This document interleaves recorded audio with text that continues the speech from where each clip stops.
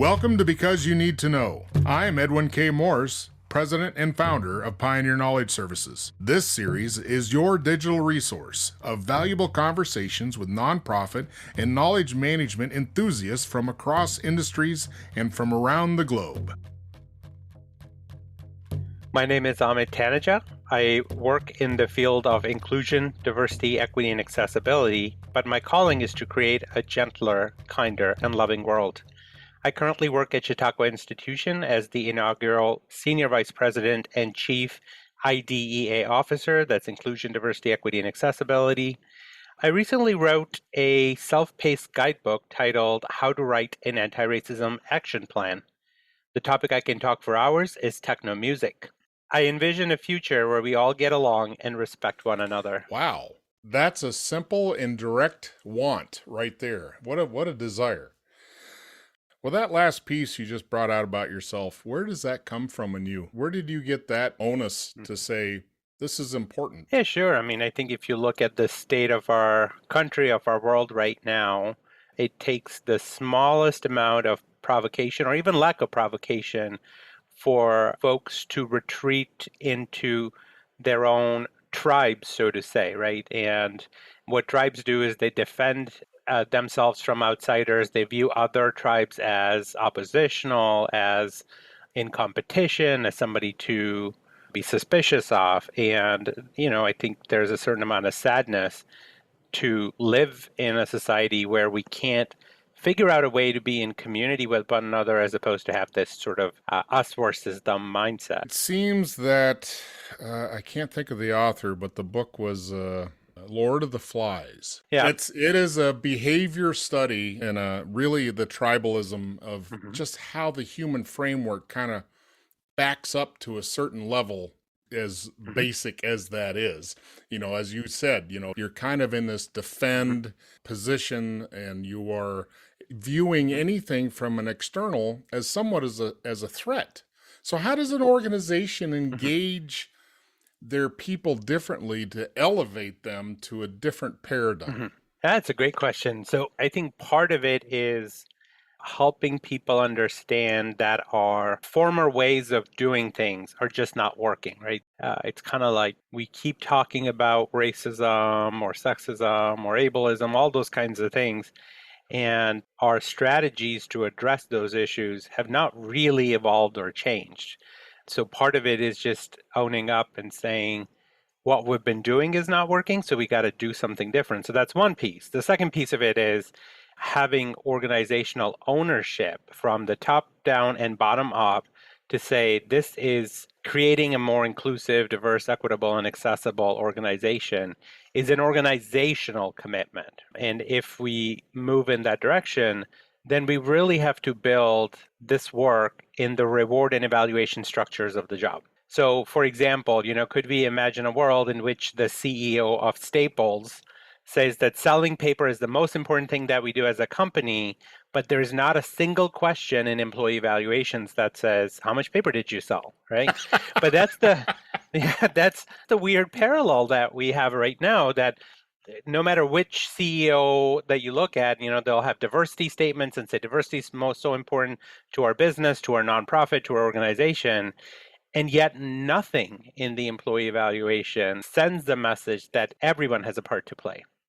So you're right. So where does it start? If you've got an organization that's fresh to this concept, let's say that is really not sure, and I'm glad you brought up, you started to hand out to author a way of helping organizations help figure this out, because it is a lot of muddy water at this point. Sure. Don't you find that people just resort back to whatever their background is to a lot of these things, which is not healthy in and of itself to some degree, that you've got to have like you said, a cohesive way that the organization represents itself, but also the interactivity of how do you gauge success? Like you said, if you just throw out the labels of, okay, yeah, we got a policy on that, but there's no oomph behind it. Yeah. There's no anybody taking care of that or checking, or how do you start to gauge progress?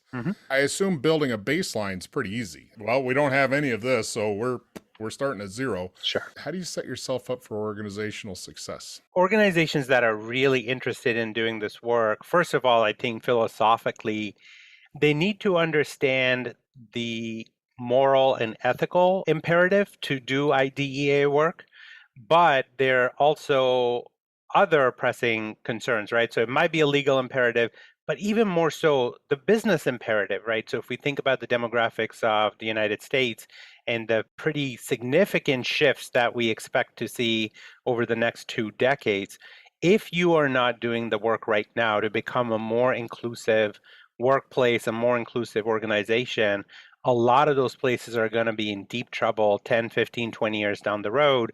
And if that's when they start doing the work, they're going to be miles and miles, behind. So a lot of times I think people get the ethical, moral, or legal imperative, which is important, but you got to be able to make the business case for why doing this work makes sense. How do you draw the lines for everybody to color the picture in?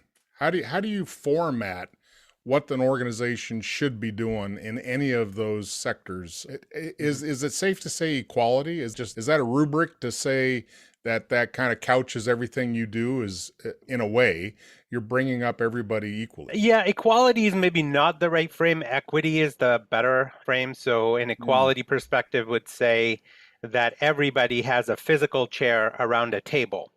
Equity says that you have chairs around the table, but you also have places for people to stand, for somebody to come in with a wheelchair. Equality is probably what resonates with us as individuals, right? We want everybody to be treated the same, but we have to recognize that different people will have different needs coming to the table itself. I like that because you're talking about a buffet of opportunity. You're just Mhm. basically saying everybody come as you are and we'll make do. Yeah, and the idea behind that is that, a lot of places popularize the idea of we need to confront our unconscious biases, right? So there's a lot of emphasis in trying to understand the basic assumptions we might make in which how we read situations. But I think, it's time for us to move past that conversation of unconscious bias and really have a more targeted conversation around how do we create conscious inclusion, thinking ahead of time, who's coming, who's not coming, more importantly, why are they not here, what voices are missing from our table. There's tons and tons of research, particularly in the business world, right, that says that having more diverse teams leads to much, much better outcomes, right? So again, that a power company was having to spend hundreds and thousands of dollars getting snow off of power lines. So they did basically a brainstorm session to solve that problem and try to do a cost analysis of like, if we don't want power to be down for so long, we have to buy like 300 trucks and we need to hire certain number of people. That's because they were thinking in a very linear fashion, right? Somebody's going to go out and literally broom or clean the power lines so that they don't get weighed down by snow. And it so happened, at least the story goes, that one of the administrative assistants, surrounded in a room of engineers, was taking notes and said, well, what if we just got a helicopter to fly over?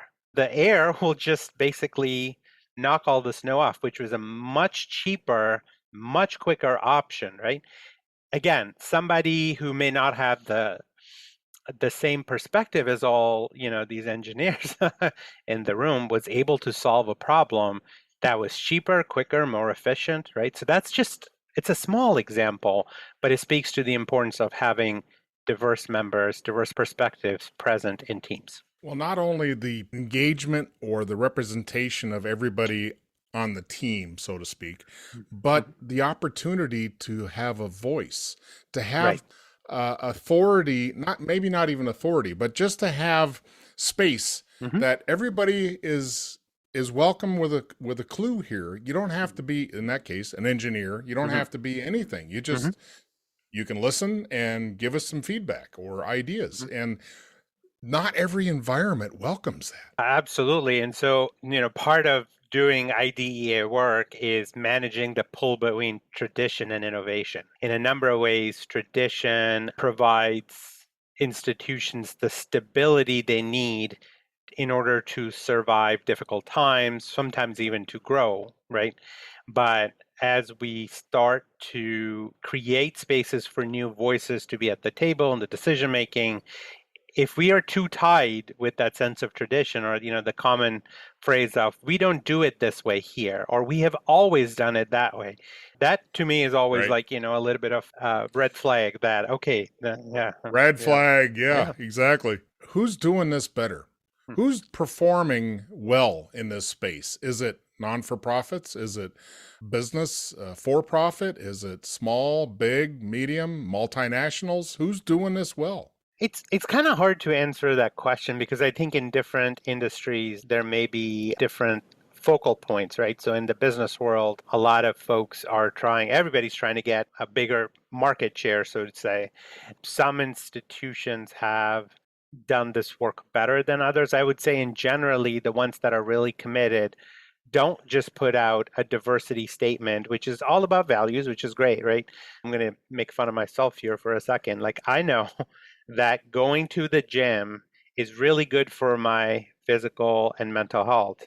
So that's a good value to have. But does that mean I get up every morning and go to the gym? No. So a lot of places have put these statements out and they think, and often these statements come in the aftermath of a national tragedy like George Floyd. And then they just sit on a website or they sit on some kind of a statement. So the people who are doing it well are writing action plans to make their organizations more inclusive. They set metrics, they invest resources because, again, they not only believe in the ethical and moral imperative, but also the business imperative of committing to this work. They have to assign somebody that's pulling the weight, right? Somebody that's got the, hey, let's go this way. Is that a tough sell? Do you think it's easy to placate? It's easy Yeah. to throw out a little paragraph, yep, we believe in all this stuff, and then Mhm. do absolutely nothing to address the culture. Yeah, and I think institutions that just put out statements and no actions, right, long term becomes even more problematic because communities, whether it be their employees or their customers, they see that as a disconnect between what you say and what you do, right? The other thing I would say is there's a growing need in many different sectors where leaders are recognizing that they need experts to lead them through the process of culture change, because that's really what this is about, right? Partly helping the institutional culture to evolve so that every employee or every customer feels fully welcome and somebody who can navigate all those challenges. So, generally speaking, I would say that people with that expertise come with that change management mindset as opposed to the whip mindset, right? They're much more carrot than stick. What you get from the stick metaphor is short-term compliance, but not long-term change of hearts and minds, right? And that ultimately is the goal, is changing hearts and minds, changing our policies and practices, the willingness to critique, even in some cases, what we're not doing well, right? The willingness to ask hard questions. So I'm not saying that the work is easy or that you don't hold people accountable where they may be falling short, but it's more teaching them how to incorporate inclusion, diversity, equity, and accessibility in the work that they do. It's not an add-on, but it's helping them think about their work a little bit differently. Well, and also, I would have to assume that you're giving them new pathways of different behaviors. You're giving them Mm-hmm. an opportunity to Mm-hmm. engage the workplace and maybe just themselves as a human on the planet in a different way, to learn something different. How much of this work is built around training and education and or Mm-hmm. imparting learning on the employees? Yeah, it's a good question. Couple of things, everybody goes through training as the be all end all cure to all of these issues. But I would contend that diversity is not a nail for which a training becomes uphill, right? And then we're all done. There is no such thing as a 2 hour diversity training that will fix all of our society's issues. So part of it is how do we create spaces for ongoing conversations and the ability to take a step back again and look at what are we doing, why are we doing it, and what unintended consequences it may have to exclude people. So that's one way in which I would answer that question. The second way is it's not work that comes easy to a lot of folks because it has not been expected of them. if I use the analogy of learning how to run a marathon, first, as babies, we have to learn how to crawl, then you learn how to stand, then you wobble, then you walk, then you run, then you sprint, and then you become a marathoner. It's not an overnight thing. I have some empathy for folks who have never done this work, right? In that they may have the right intention, but if I come in and say, you've never crawled, but I want you to run a marathon 6 months from now, it's not a reasonable expectation. So part of it is, to have a long-term strategy, right? The next 6 months, you're learning how to crawl. Next 6 months, you're learning how to walk. And that's not putting the problem off for decades or decades or decades, right? It could be that maybe 2, 3, 4 year ramp up period to give people the confidence, the skills, the fire within. Yeah. This is about lighting the fire within. How do you roll that out with the anticipation of a more aware foundation in your people? I presume it's dualistic in that you have to address the present people, and then you have to build a better onboarding process to have that there when they get there, so they already know that. Does that mean that this type of language is in everybody's job description, just like any other performance of an organization where you've got individual performance measures? Is this another way to either encourage or discourage behavior? So if we go back to the original proposition that we're building this into the organization's overall work or strategic plans, which is the case for my current employer, it's one of many other measures, right? So we have 5 different strategic initiatives, and IDEA is one of those. To only highlight that would maybe be a little off, right? But when I think about performance evaluations, we say, here's the institution's strategic plans. Tell us, did you do anything for objective 1, for objective 2, right? And if IDEA is one of those objectives, then it makes, I think, again, a little bit more sense, and will not, given again the current state of our country's discourse, will not turn into, oh, here's another politically correct thing that the institution is doing, but really define it as a business imperative of why we're doing this. What's the biggest challenge right now? Any kind of work that happens in this IDEA space automatically gets politicized right away. The camp or tribal mentality that I referenced earlier is so strong that we have little to no willingness to hear an opinion that's different than our own. And I think this exists for all political spectrums, that this work gets very political very quickly, gets very emotionally charged. And we have to layer the sense of urgency there, because historically marginalized communities have been told over and over again, wait for the time, change is hard, change is going to take some time. People are very quick to quote Martin Luther King.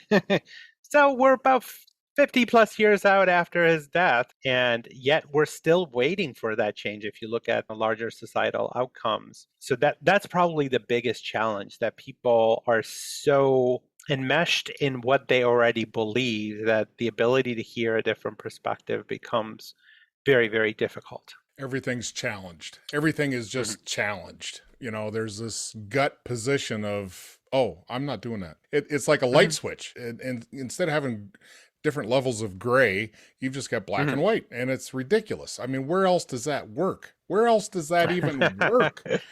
It really doesn't, but I want to build on this just a little bit. Sure. The other part of the challenge is that many organizations and many people feel that their doors are open, right? We're not stopping any people who are different than us to come and work here, or to come to our store, or engage with our business or nonprofit, right? So the problem is always in some way situated on those that are not engaging with them, right? And part of the different frame of reference is to say, is there something that we are doing that is intentionally or unintentionally sending the message that you don't belong here, right?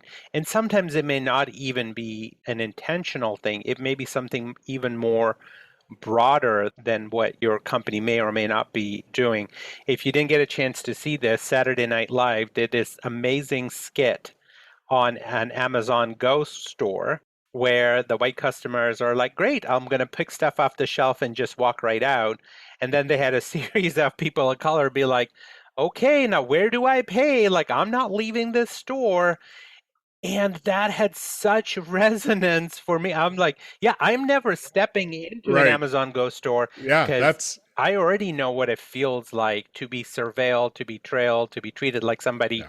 who's going to steal from a store, that I cannot imagine how uncomfortable I would be in that space. So it's exactly that kind of Yeah. thing. Too bad we don't have that automatic response to white collar crime. So it's interesting how it's a class system. It ends up being a class system and a class representation. And that's how people consciously or unconsciously, it's not just race. It's a lot of things, right? It's It's a lot of things. all rolled up into an ugly ball of junk that if you don't start picking it apart and see what all is in that ball, you're never going to have that self-awareness and the ability to change. Mhm. So even on the individual level, just not even talking about an organization, but just individually, how do you start peeling apart? And there's got to be a desire for change Mhm. first and foremost. Mhm. There's got to be a reason that Mhm. says, all right, this isn't working for me anymore. Mhm. Time to evolve. In the world of evolving organizations, is there a metric?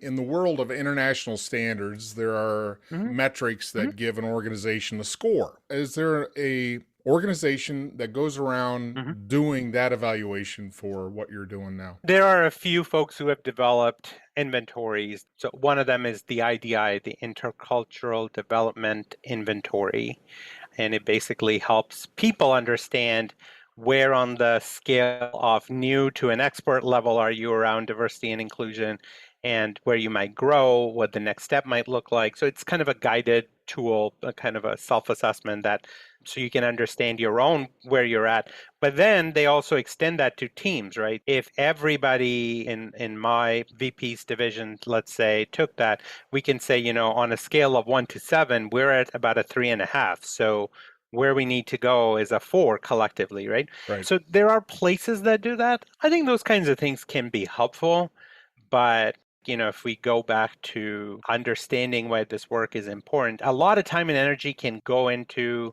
a little bit of navel gazing. Mm-hmm. And what I'm saying is, If everybody doesn't know, that's an academic term. that is, yes, it's just the looking inwards. Let me think about me and Mm-hmm. myself. Yes, But yes. the challenge again there is that you're putting yourself at the center. And what we need to do is put those who are not present, who are not coming, is try to understand their perspective. Part of good knowledge management then is knowing how to ask really difficult Yes. questions to get to answers, to hold up a mirror sometimes and get answers that are going to make us very uncomfortable. I like that. If you're not willing to look in the mirror, then you got to wonder, why are you here? Mm-hmm. Maybe you're not a fit for Yeah. here. Mm-hmm. Because You Need to Know is designed to bring people's experience and their knowledge forward to be shared. I'm Edwin K. Morris, and I thank you for joining in to listen to another conversation brought to you as a public service of Pioneer Knowledge Services, a nonprofit tax-exempt organization with a charitable knowledge management purpose. Find us online at pioneer-ks.org and add your voice to the conversation on Facebook.